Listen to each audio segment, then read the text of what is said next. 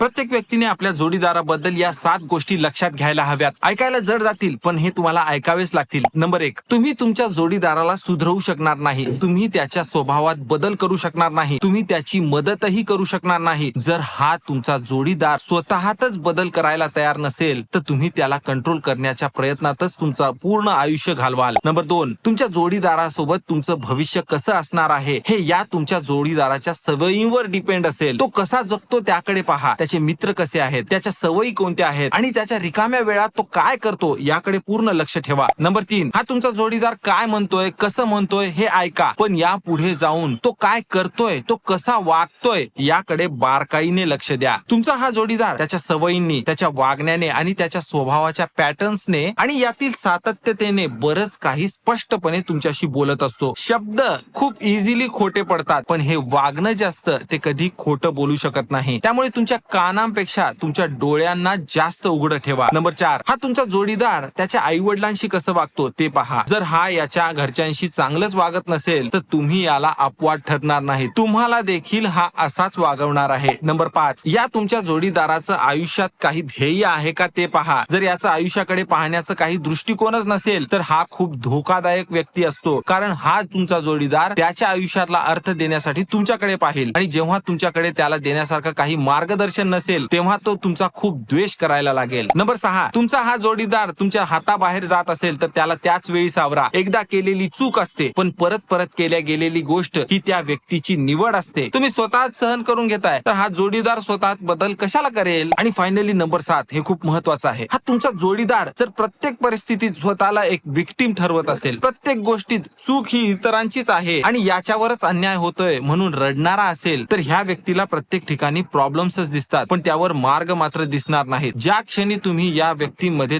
तक्रार करणं किंवा स्वतःला विक्टिम प्रूव्ह करणं पाहाल तेव्हाच हा व्यक्ती तुम्हाला दाखवतोय की पुढे चालून होणारा प्रत्येक वाद, प्रत्येक मतभेद आणि प्रत्येक भांडण कसं जाणार आहे. नेहमी कोणीतरी इतरच चुकीचं असेल आणि हळूहळू ते इतर कुणीतरी तुम्ही असाल. त्यामुळे काळजी घ्या.